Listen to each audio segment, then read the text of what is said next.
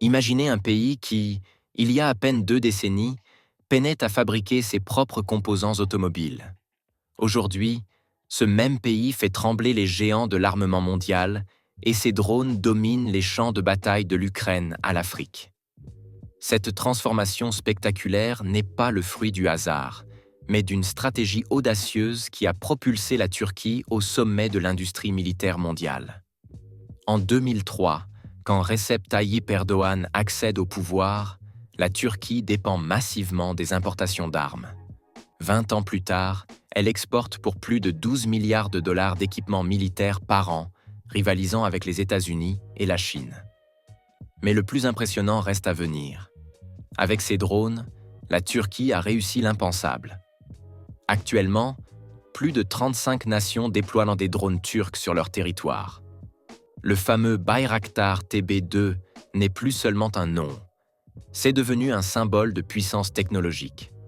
Sur les champs de bataille ukrainiens, ces machines volantes ont prouvé leur redoutable efficacité, détruisant des chars russes valant des dizaines de millions d'euros avec une précision chirurgicale. Paradoxalement, et voici le détail qui défie toute logique géopolitique, l'Ukraine continue de fournir les moteurs pour certains de ces drones turcs, même en pleine guerre. Mais comment expliquer cette ascension fulgurante? Comment un pays situé à la croisée de l'Europe et de l'Asie a-t-il réussi à créer la plus grande flotte de drones armés au monde? La réponse se trouve dans une combinaison unique de vision stratégique, d'innovation technologique et d'un génie de l'ingénierie. L'armée turque représente aujourd'hui la deuxième force militaire de l'OTAN, juste après les États-Unis. Avec 90 millions d'habitants et une position géographique stratégique, la Turquie contrôle les détroits du Bosphore et des Dardanelles, véritable porte d'entrée entre l'Europe et l'Asie. Ce qui la place au 13e rang mondial n'est pas un manque de capacité conventionnelle, mais uniquement l'absence d'arsenal nucléaire propre. Techniquement, grâce à son appartenance à l'OTAN et aux bases nucléaires américaines sur son sol, elle dispose d'un parapluie nucléaire indirect. Cette puissance militaire s'appuie sur une industrie de défense en pleine explosion. Le pays produit désormais ses propres chars de combat Altay, ses véhicules blindés Kirpi, ses frégates de classe Barbaros et ses hélicoptères d'attaque T-129. Mais c'est dans le domaine des drones que la révolution est la plus spectaculaire. La Turquie possède aujourd'hui une flotte de plus de 200 drones TB2 et TB3, sans compter les modèles Tayanak et Tayanak 3. Pour mettre cela en perspective, le Royaume-Uni, puissance militaire européenne majeure, ne dispose que d'une dizaine de drones Reaper américains vieux de plus de 20 ans. Cette disproportion illustre parfaitement le bouleversement en cours. Derrière cette révolution technologique se cache un homme, Selçuk Bayraktar. En 2005, ce jeune ingénieur électricien de 26 ans, diplômé de la prestigieuse Université technique du Moyen-Orient d'Ankara, termine sa maîtrise à l'Université de Pennsylvanie. Il abandonne ensuite son doctorat au MIT, non pas par échec, mais parce qu'il a déjà en tête les plans d'une révolution technologique. La chance sourit aux audacieux.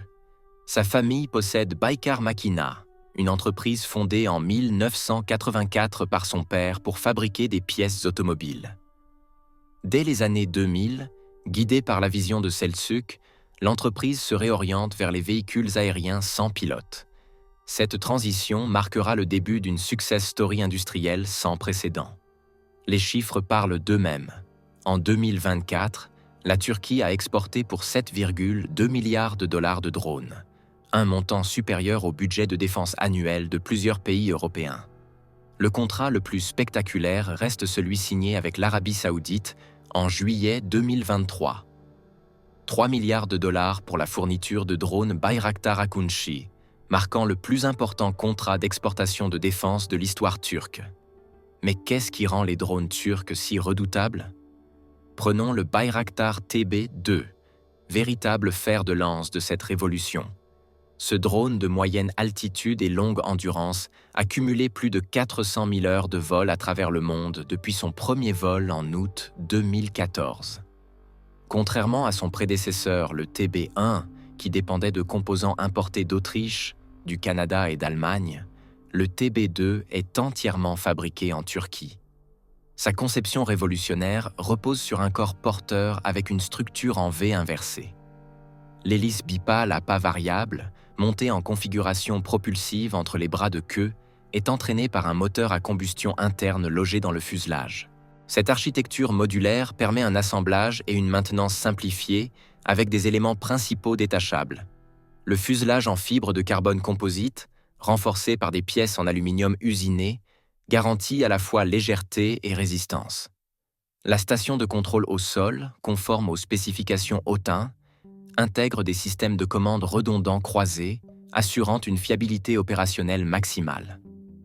Cette technologie permet aux opérateurs de piloter leurs drones depuis des milliers de kilomètres de distance, transformant la nature même de la guerre moderne.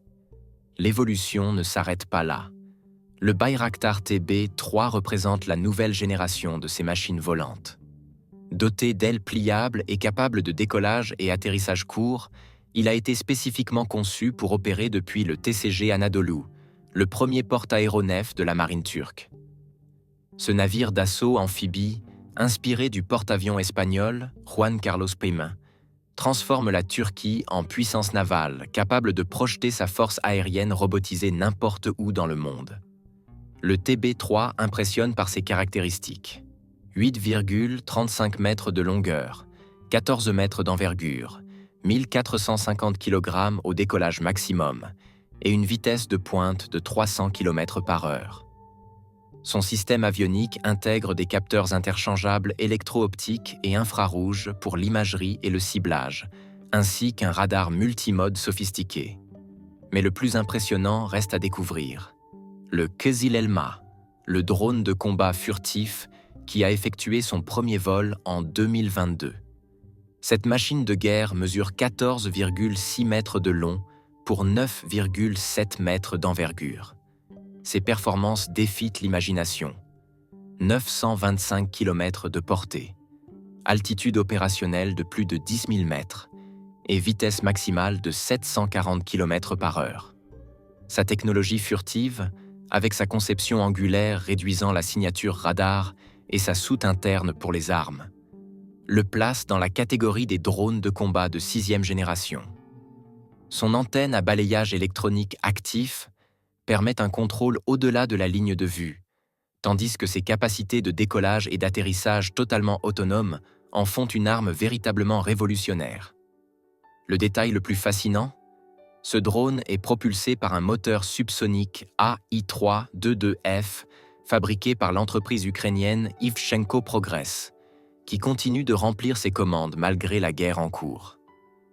Cette collaboration industrielle transcende les conflits géopolitiques et illustre la complexité des chaînes d'approvisionnement militaires modernes.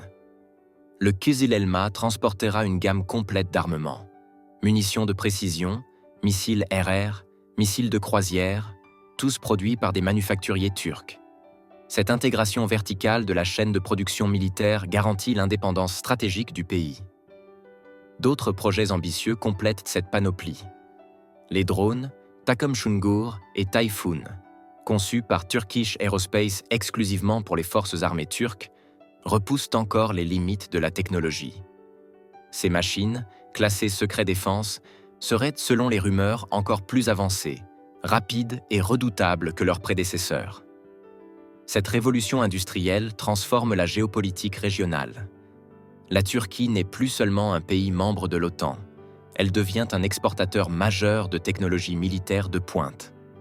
Ces drones équipent les forces azerbaïdjanaises, libyennes, éthiopiennes et de nombreuses autres nations qui trouvent dans ces machines un rapport qualité-prix exceptionnel. L'impact économique dépasse les simples exportations. Cette industrie emploie des milliers d'ingénieurs, stimule la recherche et développement et positionne la Turquie comme hub technologique régional. Les 2000 entreprises du secteur de l'armement créent un écosystème industriel complet, de la conception à la production en série. Cette success story soulève une question fondamentale. Assiste-t-on à une redistribution des cartes dans l'industrie militaire mondiale? La Turquie prouve qu'avec vision, investissement et talent, il est possible de défier les monopoles technologiques établis. Son exemple inspire d'autres nations émergentes à développer leurs propres capacités industrielles de défense. L'avenir s'annonce encore plus prometteur. Les projets en cours incluent des drones hypersoniques, des systèmes d'intelligence artificielle avancés et des technologies de guerre électronique de nouvelle génération. La Turquie ne se contente plus de rattraper son retard. Elle innove et trace sa propre voie technologique. Cette transformation spectaculaire illustre parfaitement comment la détermination politique, l'excellence technique et la vision stratégique peuvent bouleverser un secteur entier en moins d'une génération. La Turquie réécrit les règles du jeu militaire mondial, un drone à la fois.